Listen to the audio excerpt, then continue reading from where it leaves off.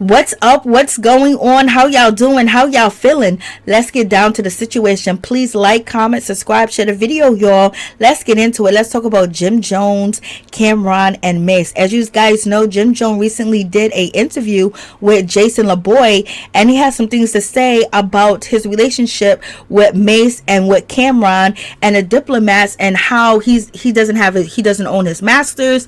And he said that he was CEO. They're saying that he was CEO, but it wasn't documented. It wasn't an actual position. He was just being fed cash, and so he messed up and he doesn't own his masters, and he just feels left out. And also, he would work with them again, so we're going to get into that. But when it comes to Cameron, he had time to respond today because he's recently been on vacation, and he clapped back at Jim Jones, and it wasn't pretty. He named all of Jim Jones beef and basically calling him out that he's a good kid. He's a good boy.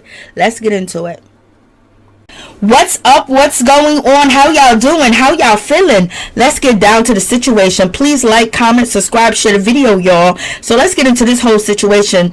Let's talk about Cameron, Jim Jones, and Mace. It went down today because, as you know, Jim Jones recently did an interview with Jason LeBoy, and Cameron got a sniff of that, and he said he gonna respond on Monday because he was on vacation. So Cameron just respond to Jim Jones. He called him Jimmo, okay, and he had a lot of things to say, which is like, you feel a little bit bad for Jim Jones. Like, okay, so Cameron gets into it, and he start off by "You ain't from Harlem," and that's all Jim Jones talk about is Harlem. He got a new song out called Harlem, and you have Cameron basically saying you ain't from Harlem, you are from the Bronx, you didn't grow up there, we didn't grow up with you. Like, basically trying to say you ain't a part of nothing. Don't get it twisted, little bro. Like, oh man, you know that gotta hit Jim's hard. Like, it gotta hit him. Like, Man, I didn't know he was going to respond like that. But Jim Jones knew Cam was going to respond to his interview.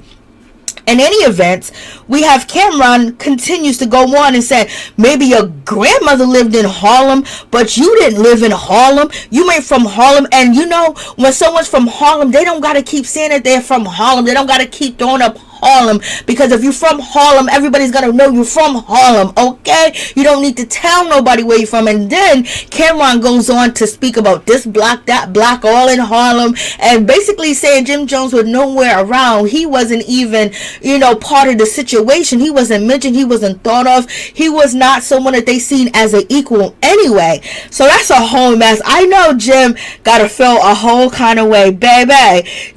Chrissy must be rubbing his back and rubbing his feet and giving him some hot chocolate, because right now Cam is going viral on this whole situation with responding to Jim. And then Cameron continues on, and he wants to prove you wasn't there from the beginning, and he shows him rapping in 92, 93, just rapping with other people from that era and things of that nature. And basically saying you didn't see Jim Jones in any of these pictures, in any of these videos, on any of these songs with me or Mace or Blood Shield or anything of that nature. So I'm just like, whoa. And he's showing and then Cam was like, we was gonna get a record deal regardless because we was hot in the streets. Everybody knew us. We was doing shows. They had a music video. They were doing mixtapes when they wasn't even calling them mixtapes at the time, I think. But in any event, it just makes it seem like, Jim Jones is holding on to a story that might not be true for them, but true for him. And then moving on from that whole situation, Cam started to mention the people that was around, was Big L, Mace, Blood Shield, and all them other people. He was like, only reason why Jim got down with us, he was a fan, basically calling Jim a fan. He said Jim ran up on him one day and was like, yo, my grandma passed, God bless the dead. And Jim Jones was so excited and so yo, when he wanted to be down, he wanted to be down no matter what you're going through. He wanted to be down with Cameron and Mace. I mean, it made it real look like, come on Cam, you really going in.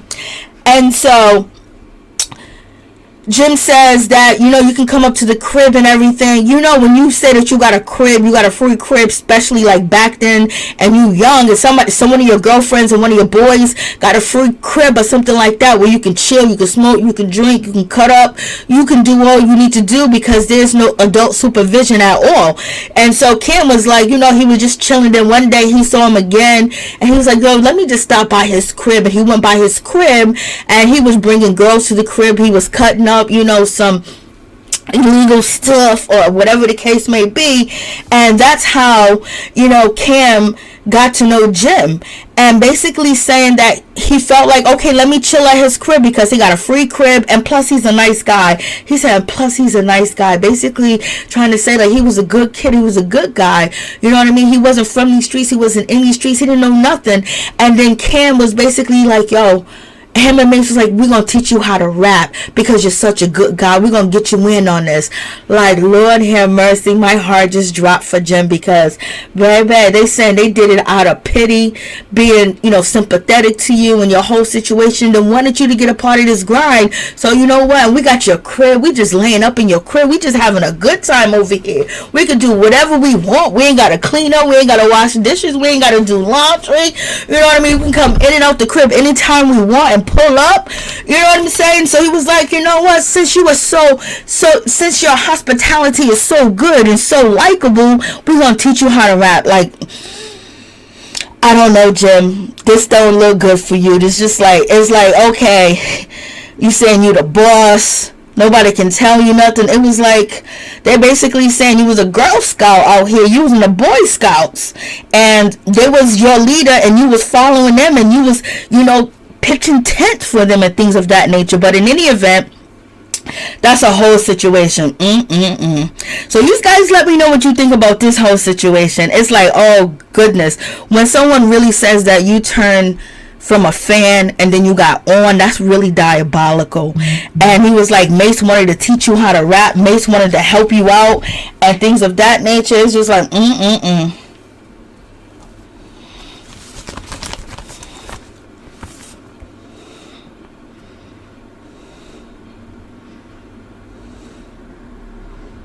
And then Cam proceeds to go on and say, how are you going to be the CEO? How are you going to be the boss when we taught you how to rap? How are you going to be in charge of an organization? You only just had a free crib. And then Cam basically says that he didn't think anything was going to, ruffle up feathers when he talked to 50 Cent about 50 Cent making that dope move by bringing Jim Jones on stage with him when, Jim was beefing with the Diplomats, Rockefeller. Everything was just up in the air. It was just, that's when like everything turned around and Jay-Z was making his big one.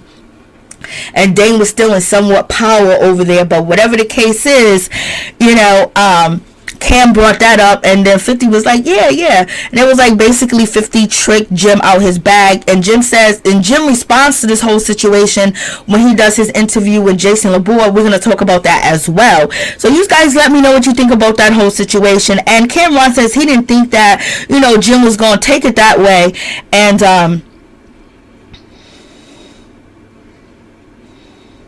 And then, then it gets really disrespectful when Cam basically says that you are like, a person that's been in domestic disputes and you just keep coming back and you want to make up with people that put hands on you. And then a person like me, Cameron and Mace, where we like you and we have some type of respect for you and some type of love for you, you just want to keep on with the drama. You just want to keep antagonizing us and coming after us. But when people put their hands on you like C Gutter, like Little C's, like Junior Mafia, True Life, and then Mendeecees as well. But and he basically says that Jim Jones and Mendeecees had like a shootout. That's a whole crazy situation. and that whole, but they made up and they're friends. And he was basically saying, which is even more diabolical, when Cam says that he was, you know, beefing with French Montana. He was trying to push French Montana out the game and try to press him. And then he goes to French Montana movie premiere and he's sitting in the audience and he's getting dissed by French Montana, and all he can do is just sit there and grin like, oh, that gotta hurt. Like, Lord, you know. But I guess when you're chasing the bag and trying to get to the bag, you're gonna endure anything that you can endure. And then, you know, Cameron talks about BMF coming after, you know, Jim Jones, and Jim Jones was running. It was near the beach. He was running all the way to the sand. He was having water drip on him. He was almost in the ocean. He was running so fast and so scary, and he was dipping. He was doing a dip out. Like, Lord, that's a whole crazy situation. And Cam said he was just standing there with his mans and everything was good because, you know, they had the rake on them. So, like, it's like, okay, why are we talking about BMF too as well? So I wonder if 50 Cent's going to put this in BMF, you know, situation with the show that he has on Stars with BMF, especially since the founders of BMF are actually out of jail or prison. So you guys let me know what you think about this whole situation.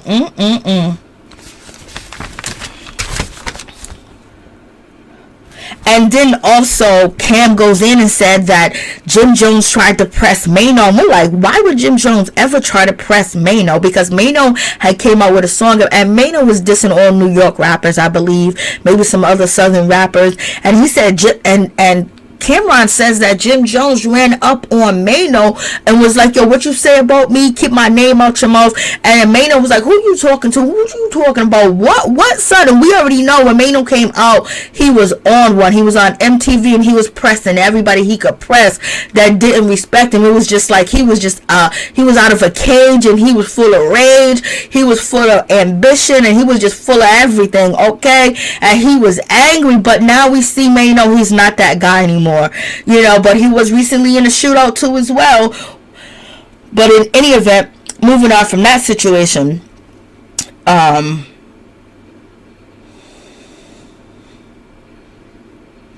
also did mention that Maino and Jim Jones are friends now. They're cool and everything, but he's basically saying everybody got to put their hands on you. When people put their hands on Jim, like, he makes up with them and they're kumbaya, they got a brotherhood, but he, you know, continues to antagonize Cameron and Mace. And Mace is just sitting there eating his popcorn, laughing, child.